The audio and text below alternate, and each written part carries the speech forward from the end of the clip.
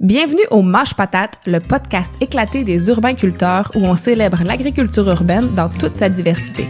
Des techniques de culture aux projets innovants, en passant par les enjeux et défis du milieu urbain, on réfléchit avec vous, on en jase avec nos invités et on se fait aller Mâche Patate!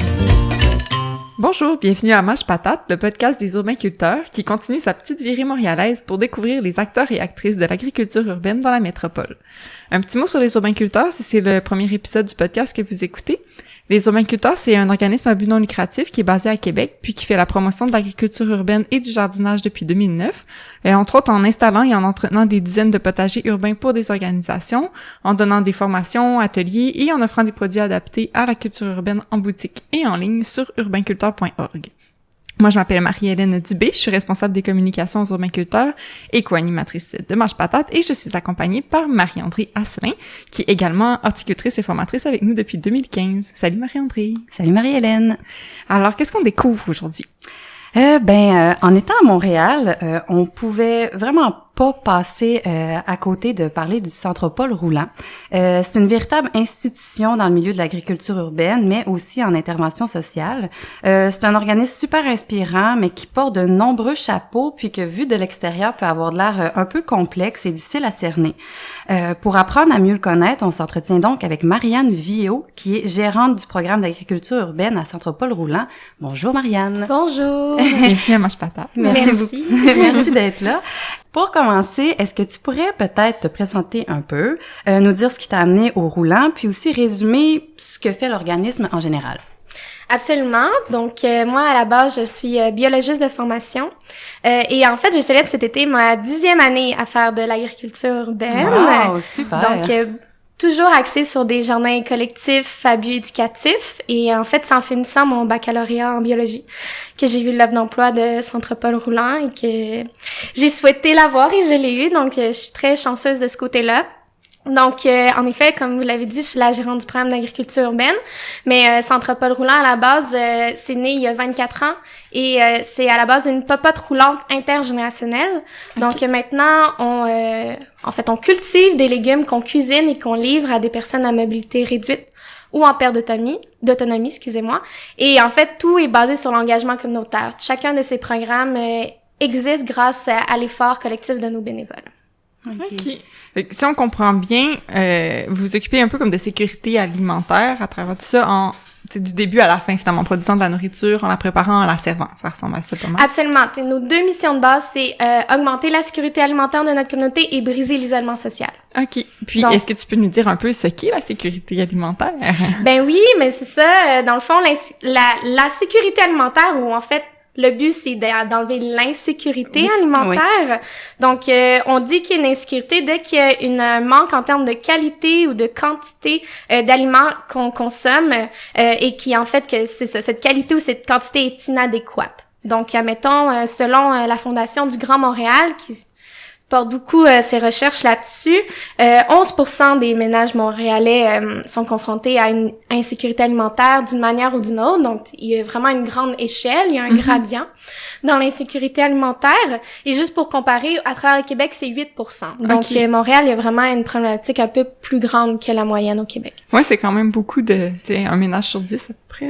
Oui, puis c'est aussi fascinant, je trouve, parce qu'on a tendance à penser que, justement, dans des grands centres où les ressources sont quand même très abondantes, cette insécurité-là serait pas présente. Mais là, de ce que je comprends, c'est pratiquement l'inverse. Absolument, mais c'est pas parce qu'on est en ville qu'on est à proximité d'aliments de qualité, en fait. C'est vraiment ça la grande différence. Il y a encore énormément de déserts alimentaires à Montréal. Donc, désert alimentaire, ça veut dire que à moins de 20 minutes, ça prend plus de 20 minutes à pied pour avoir accès à une épicerie dont les aliments sont de qualité. OK. Puis, on va revenir sur le volet comme pas trop long, peut-être un peu plus tard, mais pour en revenir au volet agriculture urbaine dont tu t'occupes, est-ce que tu peux nous dire un petit peu c'est quoi vos activités dans ce volet-là, puis comment est venue l'idée, peut-être, est-ce que l'agriculture urbaine est là depuis le début, en fait, comment ça s'est installé dans le Centre Paul Roulant? Ben c'est ça, je peux pas parler d'agriculture urbaine sans parler de la popote, parce que c'est vraiment interrelié. C'est justement, l'agriculture urbaine à Centre Paul Roulant est née il y a environ un peu plus de 10 ans de cela. Donc, c'est justement à force de livrer des repas et d'avoir une une certaine envergure, une certaine réputation à Montréal pour notre popote roulante, qu'on s'est posé la question, qu'est-ce qu'on voulait vraiment livrer comme repas? Est-ce qu'on voulait justement faire de l'urgence pour la sécurité alimentaire? Donc, on était très reliés aux banques alimentaires, surtout Moisson Montréal, qui est la plus grande d'entre elles. Mais justement, malheureusement, les banques alimentaires, c'est rarement de la nourriture de qualité ce qu'on reçoit. Et ça commençait à vraiment nous déranger et on se demandait qu'est-ce qui est vraiment mieux. Est-ce que c'est mieux de justement miser sur un repas frais, local, biologique, etc. Et on a décidé que oui. Et comment s'en assurer? Eh bien, c'est en cultivant par soi-même. Donc, c'est vraiment ici que le programme, l'idée du programme est née. Et en fait, c'est au même moment que Alternative commençait son programme des jardins sur les toits, où justement, ils ont commencé avec le fameux bac à réserve d'eau à installer des jardins un peu partout à Montréal. Et on s'est affilié à eux pour faire notre premier grand jardin qui était le Edible Campus à l'Université de McGill, qui était vraiment en fait un partenariat avec le département d'architecture qui voulait en fait évaluer, vu qu'ils voyaient tranquillement l'arrivée de l'agriculture urbaine à Montréal, l'impact sur les îlots de chaleur. Donc, nous, on a verdi un grand espace qui était du béton à l'infini et à la fin du projet... Lorsque je le maintenais il y a 3 ans, il y avait 300 bacs à réserve d'eau qui existent encore, qui sont maintenant, on a fini le projet pour Centropole Roulant. On a maintenant, on supporte, c'est maintenant 6 projets étudiants de McGill. Donc, on leur a redonné à leur communauté pour nous focusser plus sur notre propre communauté. C'est quand même un gros projet d'envergure. Je pensais pas que c'était aussi gros que ça. Non, moi non plus. Mais c'est beaucoup d'espace, hein. Puis c'est seulement un petit coin de l'université McGill, donc si on l'aurait fait au complet, ça aurait pu être. Je leur souhaite de se rendre là un jour. Mais donc c'est ça. Donc vraiment c'est ça le but. Donc notre programme, donc bien entendu, c'est jardiner, cultiver des légumes pour notre popote roulante. Mais maintenant qu'on a une ferme, qu'on va parler sûrement tout à l'heure. Tout à fait. Maintenant on est vraiment le mandat de mon programme, c'est vraiment plus l'éducation. Donc on a 3 plages de bénévolat par semaine où que nos bénévoles premièrement m'aident à entretenir les jardins, mais aussi à apprendre à cultiver leur propre nourriture. Il y a aussi des ateliers communautaires. Donc je fais des ateliers à grand public pour toute personne qui veulent apprendre à jardiner. Et on a toute autre activité, donc on fait des événements communautaires, on fait beaucoup de visites guidées. On a un programme qui s'appelle Entre Granges et Gratte-Ciel qui permet à des écoles de venir visiter le toit vert, puis par la suite la ferme pour parler de la complémentarité entre l'agriculture urbaine et périurbaine. Oui, mais on dirait que tu devances tous nos sujets. En fait, c'est ça. De ce que je comprends, la ferme, c'est la ferme à Senneville. Puis, est-ce que ça fait longtemps que ça existe? Comment ça fonctionne? Puis, aussi, je me demandais, est-ce que c'est 100% de ce que vous cultivez qui est transposé en popote et en repas? Donc, en fait, la ferme est née en 2012, mais donc ça va faire bientôt 7 ans qu'elle est vraiment productive, je vous dirais. Au début, c'était vraiment un projet embryonnaire qui est venu justement de l'idée de la personne qui gérait l'agriculture urbaine à l'époque, Tim Murphy. Et en fait, c'est grâce à nos partenaires, dont la propriétaire de la terre, Lise Morgan, qui, justement, a une des dernières terres agricoles de l'île de Montréal, voulait donc garder cet héritage agricole. Et vous cherchez donc une ferme sociale, donc c'était un match parfait. En effet. Donc, on cultive sur 3 acres dans une de ces dernières terres-là de Montréal. C'est très riche et c'est accessible en transport en commun. C'est sûr que c'est loin, c'est 45 minutes de distance du plateau Mont-Royal, mais c'est assez fascinant de se dire que on est autour de l'Arboretum et rempli de forêts, mais on est encore sur l'île de Montréal. Donc, c'est assez impressionnant. Donc, je vous dirais que 40% de notre production va à la popote roulante. C'est son but, c'est la raison d'être à la base. Par contre, une ferme, c'est dur d'être rentable lorsqu'on est un organisme à but non lucratif. C'est dur d'être rentable, point. Une ferme dans la vie. En effet. Donc, 60% de notre production environ est pour nos paniers biologiques. Donc, on fait des paniers ASC, donc soutien à la communauté. Et en fait, on a développé un modèle solidaire. Donc, pour vraiment correspondre à nos valeurs de Centropole Roulant, le but est qu'environ 3/4 de nos partenaires de panier vont payer 9 $ de plus qu'un panier biologique moyen, qui est comme un don. Ils vont avoir un reçu d'impôt à la fin qu'ils vont pouvoir déclarer. et comme un don à Centropole Roulant. Et pour nous, c'est une façon de les engager pour redonner à notre communauté, donc aux personnes plus vulnérables, aux personnes à faible revenu, qui vont pouvoir avoir un prix de 20 à 40% plus bas que le prix normal d'un panier biologique, donc pouvoir leur permettre d'avoir accès à ces légumes-là qui habituellement sont en effet plus élevés que la moyenne. Et donc, encore une fois, d'une manière ou d'une autre, faire de la sécurité alimentaire. Ouais, c'est super intéressant comme modèle. Oui, vraiment. Ouais.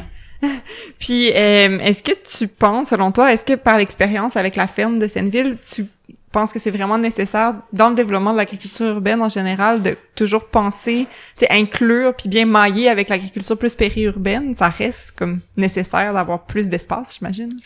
Absolument. En fait, je crois que l'agriculture périurbaine, c'est la clé pour garder un lien entre le monde rural et urbain. Parce que c'est pas vrai que c'est l'agriculture urbaine qui va nourrir le monde. Je crois que on reste un pont, une connexion, une façon de faire comprendre aux urbains la nécessité de l'agriculture, la connexion à la nature, etc. Ouais. Mais c'est primordial de garder nos fermières rurales en vie.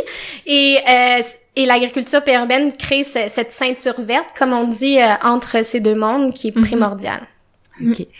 Là, vous avez la ferme à Senneville. Il y a le toit-jardin sur la Centropole Roulant. Est-ce que, mettons, dans le développement de l'agriculture urbaine, dans votre organisme, il y a comme des choses qui s'en viennent, des développements? Est-ce que vous voulez conquérir tous les toits de Montréal? Ouais, ben en fait, il y a beaucoup de monde qui nous propose de conquérir leur toit, etc. Mais c'est pas ça notre mission. En fait, nous, notre mission, c'est vraiment nourrir notre propre communauté, de les connecter ensemble grâce à la nourriture. Mais donc, oui, en effet, on a des projets futurs reliés à ça. Dans le fond, depuis plusieurs années, on essaie de s'adapter à notre communauté. Depuis 2 ans, par exemple, nos toits sont accessibles universellement grâce à notre ascenseur. On a créé, c'était le premier été qu'on avait une rampe universelle sur le toit vert, donc qui permettait vraiment à plein de gens, selon qu'importe leur mobilité, de jardiner avec nous. Donc, c'est vraiment dans cette volonté-là qu'on va en ce moment, de faire plus des ateliers avec des gradients de développement de compétences. Donc, que t'ailles pas du tout le pouce vert jusqu'à essayer de devenir fermier, que tu puisses tranquillement apprendre à ton rythme jusqu'à aller à la ferme, jusqu'à potentiellement aller... Il y a plusieurs bénévoles qui maintenant sont rendus au cégep de Victoriaville. Donc, pour nous, c'est un rêve qui devient réalité lorsque des gens qui apprennent, qui mettent leur première fois la main dans la terre au roulant, finissent par vouloir devenir fermiers. Ouais, ça crée des vocations, là. Non, c'est vraiment super. Puis, donc, il y a tout l'aspect intergénérationnel qui est la base de notre mission qu'on essaie de ramener à l'agriculture. Donc, amener nos clients de la popote roulante dans les jardins. On leur a fait récolter la nette pour leur plat de saumon à la nette du lendemain. Ou, donc, aussi faire de plus en plus de connexions avec les enfants. Donc, qui était vraiment pas notre mission à la base, mais avec l'agriculture urbaine, pour nous, c'est la relève de demain. Donc, et vu qu'on veut former la relève agricole, pour nous, c'est tout naturel de faire de plus en plus de liens avec eux. Et donc, c'est vraiment plus la direction qu'on s'en va faire. Mais pour qu'il y ait de l'éducation, d'une manière ou d'une autre, il faut de la production. Tu peux pas apprendre sur un plant de tomate si t'en as pas devant toi. Donc, il y a tout cet équilibre qui se fait tranquillement. Puis, tu parlais justement de l'aspect intergénérationnel, puis justement, on n'a pas bien expliqué encore le fonctionnement de la popote, mais si tu veux en parler un petit peu plus, là, c'est vraiment un beau modèle aussi, c'est intéressant. Hein.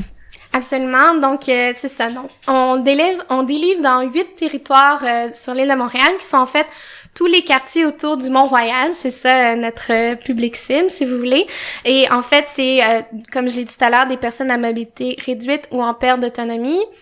Donc, c'est sûr qu'à la base, c'est beaucoup des personnes âgées, mais en fait, tu as toutes sortes de personnes qui peuvent juste avoir des maladies chroniques ou tu peux avoir un accident de voiture puis pas pouvoir te déplacer pendant 3 mois et être accessible à la popote roulante pendant ces 3 mois-là.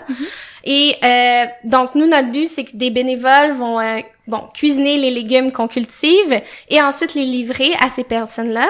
Et ils sont bien entendu invités à avoir une discussion avec eux. Donc, c'est tout ça le modèle relié. C'est beaucoup des jeunes bénévoles qui vont avoir des discussions avec des personnes âgées, interagir ensemble et briser l'isolement social de chacun des deux bords. Maintenant, il y a un éventail de populations qui s'est développé. C'est plus juste des jeunes bénévoles, il y a des nouveaux arrivants, il y a des jeunes retraités, il y a des personnes qui ont perdu leur leur emploi, qui sont à la recherche, qui sont en congé de maladie. Il y a tellement de gens qui sont isolés d'une manière ou d'une autre dans la grande métropole de Montréal. C'est assez incroyable. Donc, on dit maintenant qu'on est plus axé sur les personnes en transition et qu'on permet d'être un support social pour eux durant cette période. Plus je t'écoute, en tout cas, puis plus je comprends que, tu sais, l'humain est vraiment plus au cœur quasiment de vos activités que l'agriculture, si on veut. Là. C'est plus un outil, mais vous êtes vraiment axé sur le volet social puis la diversité sociale. C'est vraiment inspirant. Vraiment, on voit vraiment la nourriture comme un outil, un véhicule pour connecter les gens ensemble. Puis justement, on fait 4 événements intergénérationnels par année, comme le prochain, c'est notre cueillette de pommes. Donc, on s'en va avec les clientes de la Popote roulante et les bénévoles dans un verger et on va dîner ensemble juste pour socialiser, célébrer ensemble. Donc, c'est des événements comme ça qui, selon moi, font la différence et qui reconnectent les gens ensemble. Donc, autant entre générations, à la terre, à tout. Puis je me demandais, ça fonctionne beaucoup là dans un lien communautaire. Est-ce que pour le bénévolat, vous avez de la difficulté à aller chercher des gens ou maintenant vous avez tellement une notoriété que les gens viennent naturellement à vous, puis c'est facile parce que vous reconnectez dans le fond les gens, puis c'est vraiment inspirant là. On est assez fiers de notre programme de bénévolat. En fait, on estime qu'on a entre 1500 et 2000 bénévoles par année. Wow! Mais c'est parce qu'on a énormément de possibilités. Tu sais, lorsque je parle de cuisine, oui, on a nos repas de la Popote roulante qu'on fait tous les jours, 5 jours par année. Même à Noël, on n'est pas fermé. Mais on a aussi notre programme de conserve, on fait du cycle alimentaire, donc quand on reçoit toutes les grosses tomates, on va faire plein de sauces tomates en même temps pour les manger durant l'hiver avec la popote. On fait plein d'ateliers, plein d'événements différents, donc ça demande beaucoup de bénévoles, tout ça. Donc en fait, il y a 2 personnes qui travaillent constamment à la mobilisation des bénévoles. Wow. Parce que oui, on a des gens qui viennent tous les jours nous aider, alors que d'autres viennent une fois par année, et pour nous, c'est tout à fait correct. Notre règle d'art, c'est de donner au temps et au moment que tu peux, que tu veux. Donc, vraiment, il y a tout est flexible, parce qu'à la base, c'était axé sur la jeunesse, de toute façon. Donc, on voulait vraiment créer quelque chose qui était libre et facile à faire. Et c'est ça vraiment le but, mais vu que c'est des personnes en transition, souvent après ça, les gens nous appellent en disant « Hey, je me suis trouvé un emploi », puis on les félicite, et maintenant il faut trouver d'autres personnes pour faire les mêmes tâches. Donc, c'est jamais pris pour acquis. Puis je pense que c'est ça que je donne comme exemple à n'importe quel organisme qui nous appelle pour avoir du soutien de ce côté-là. C'est vraiment, en fait, constamment les mobiliser, mais aussi les reconnaître. C'est vraiment, c'est notre plus grande richesse pour nous, nos bénévoles. Wow. En fait, je sais pas si on pourrait aborder quelque chose que Marie-Hélène et moi on trouvait vraiment super intéressant, c'était les fruits défendus. C'est ça, si on comprend bien, en fait, c'est mis sur pied, c'est totalement ou pratiquement juste bénévole. Puis c'est le principe, c'est d'aller récolter dans des arbres et arbustes fruitiers à Montréal chez des particuliers. Puis les récoltes sont réparties avec les bénévoles, le résident, puis un organisme. Est-ce que c'est nécessairement le Centropole roulant? Pas nécessairement. Okay. Donc, c'est ça. Donc, en fait, nous, les fruits défendus, c'est un de nos 5 collectifs. Oh, pas Donc, en fait, ça fait partie vraiment de notre volet engagement communautaire que je parlais tout à l'heure. Donc, on se déclare comme des incubateurs de projets pour nos superstars bénévoles que pour eux, faire partie de nos programmes standard, c'est pas assez, ils ont vraiment le goût de s'impliquer à 100%, c'est comme une spécialisation de bénévolat, c'est un de ces collectifs-là, où qu'en effet, on les encourage à s'auto-gérer. Donc, c'est les bénévoles par et pour eux, et c'est tout interrelié d'une manière ou d'une autre à notre mission. Donc, les fruits défendus est un excellent exemple de cela. Alors, c'est des citoyens et citoyennes qui nous ont approchés il y a environ 6-7 ans de cela, si je me souviens bien, et qui nous ont proposé, comme tu l'as dit, donc le tiers des récoltes reviennent à eux, le tiers au propriétaire de l'arbre et le dernier tiers à un organisme. C'est souvent nous, mais en fait, ils sont devenus tellement rendus gros sur l'île de Montréal qu'ils vont aussi axer localement. Donc, admettons, je sais qu'ils ont un grand partenariat aussi avec la place commune dans Parc Extension. Donc, lorsqu'ils vont récolter dans Parc Extension, ça va retourner à cet organisme communautaire-là, ce que je trouve vraiment génial. Mais en effet, donc nous, on reçoit beaucoup de leurs récoltes qu'on transforme en confiture et en autres chutney, ketchup, etc., qu'on revend dans notre magasin général et qui permet d'auto-financer leur programme. et qui permet encore une fois de mettre en exemple et accessible des produits locaux qu'on peut manger à l'année longue. Oui, puis qui traînaient là quasiment oui, c'est sans ça. être ramassés avant. Exactement. Tu sais, c'est vraiment un de nos programmes qui axe le plus sur le gaspillage alimentaire. Donc, on aime vraiment cette partie-là d'eux. Donc, c'est ça. À Montréal, il y a beaucoup d'arbres fruitiers qui sont venus avec beaucoup les migrations européennes, hein, qu'il y a eu au fur et à mesure de la colonisation. Et, tu sais, cette inspiration-là de planter des arbres fruitiers, des fois, les propriétaires ont l'ignorance ils savent pas comment s'en occuper ou même comment les récolter. Ou c'est des personnes vieillissantes qui ont pas le temps ou l'énergie de le faire. Donc, le fait que les bénévoles le fassent à leur place et leur donnent le tiers des récoltes, c'est souvent bien suffisamment pour une famille. Oui, mais c'est ça, je me questionnais sur les quantités de récoltes, à quel point c'est important, puis la diversité de fruits qu'on peut trouver aussi. Oui, il y a beaucoup de fruits différents. Mon collègue m'avait parlé d'abricots la dernière fois. Il y a beaucoup de cerises, de prunes, de pommes. Tu sais, des pommes, c'est vraiment nos records sont toujours envers les pommes, bien entendu. Ben, là, c'est ça sûr, reste ce qu'il y a le plus au Québec. Donc, je sais que, par exemple, ils ont fait une des récoltes records avec l'École d'été d'agriculture urbaine il y a pas si longtemps. Malheureusement, je voudrais pas dire un chiffre que je suis pas sûre C'est du nom, correct. fait que je vais pas le dire. Puis, est-ce que ça fonctionne par, mettons, démarchage? Est-ce que vous devez aller au-devant des gens pour dire, mon Dieu, vous avez 10 arbres fruitiers chez vous, on préfère ça? Ou les gens viennent vous voir? C'est vraiment les deux. C'est les bénévoles qui gèrent ça par eux-mêmes, autant la mobilisation de leurs bénévoles que des propriétaires. Mais ils ont rendu tellement une grande réputation que même souvent, les gens pensent même pas que c'est relié à Centre Paul Roulant. Des fois, en fait, ils apprennent Centre Paul Roulant par les fruits défendus ou vice-versa. Mais bref, donc souvent les gens nous appellent en disant « Hey, j'ai des cerises, est-ce que vous pouvez venir vous en occuper? » Ou des fois, en fait, les bénévoles eux-mêmes qui sont passionnés par ça vont en voir, les inscrire et après ça, essayer de solliciter les propriétaires. Ils ont fait toute une cartographie des arbres fruitiers à Montréal. C'est vraiment hot. Je trouve ça vraiment cool. Puis là, tu dis que c'était un des 5 collectifs. Oui, ça ressemble c'est à quoi les autres collectifs? Donc, le premier collectif est né vraiment du besoin de la popote roulante. En fait, je l'ai pas dit, il y a tellement de choses à dire, mais on encourage beaucoup nos livraisons à les faire en vélo. Ou à pied ou en transport en commun, mais notre transport préféré, ça reste le vélo. Et donc, des fois, les vélos, ça brise. Donc, il y a des bénévoles qui se sont spécialisés dans la réparation des vélos. Donc, maintenant, on a un atelier de vélo communautaire. Donc, ça s'appelle Centro Vélo, qui est ouvert du lundi au mercredi en soirée, de 17h30 à 19h30. Et en fait, les mécaniciens bénévoles ne vont pas réparer le vélo à ta place. Ils vont te montrer comment le faire. Donc, c'est vraiment dans la pensée do it yourself. Donc, il y a tous les outils possibles et imaginables et tu vas apprendre à réparer ton propre vélo. Donc, c'est vraiment, tout est axé sur l'empowerment d'une manière ou d'une autre. L'autre, c'est notre rucher. Donc, le collectif d'apiculture de Centre Paul Roulant. Donc, on a 4 ruches sur le toit et on s'occupe aussi de quelques ruches à McGill. C'est le dernier lien qui nous reste avec l'université. Okay. Donc, ce collectif-là mobilise eux-mêmes leurs bénévoles durant l'hiver, les forment tout le long de l'hiver à la théorie de l'apiculture et comme engagement, ils doivent par la suite s'occuper des ruches durant l'été. Donc, c'est encore une fois vraiment très complet comme système. Et puis, moi, je suis très contente parce que les abeilles pollinisent mes jardins et on vend ensuite le miel à notre magasin général, encore une fois, qui finance le programme.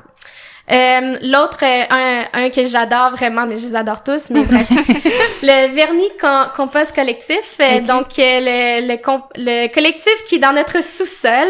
Oui, donc c'est vrai. Quand je plante mes carottes et ensuite on les récolte pour la cuisine, malheureusement on n'a souvent pas le temps d'utiliser les fans et le bout de la carotte et comme plein d'autres légumes. Et ces bénévoles-là vont les couper en tout petits morceaux pour les donner à nos vers qui vont 2 mois plus tard le transformer en compost mature que je remets sur mes nouvelles carottes. Et donc, ça permet encore une fois d'éviter le gaspillage alimentaire et de boucler la boucle. Donc, d'avoir vraiment l'impression de faire partie d'un cycle alimentaire complet. Il n'est pas parfait. J'achète quand même du compost et on fait beaucoup trop de matière organique pour que ça soit juste notre vernis collectif qui s'en occupe. Mais je pense que si tout organisme faisait la même chose que nous, il y aurait déjà beaucoup moins de gaspillage. Mais c'est fun parce qu'il y a beaucoup de volets. On dirait que c'est comme axé aussi sur l'économie circulaire. Là. Vous réutilisez énormément de choses. La réutilisation. Ouais. Ce R-là, on l'aime beaucoup. Le R préféré. Et un autre de ces collectifs-là, c'est le Myco Collectif. Donc, c'est notre plus récent collectif. Dans le fond, c'est aussi dans le sous-sol. C'est un petit laboratoire pour faire des champignons comestibles. C'est encore très expérimental, mais leur but, c'est de produire assez... ils sont très axés sur la pleurote bleue pour le produire assez pour que la cuisine n'ait plus besoin d'acheter de champignons à l'épicerie. Donc, c'est trop cool. Ils font beaucoup aussi d'éducation, des ateliers, etc.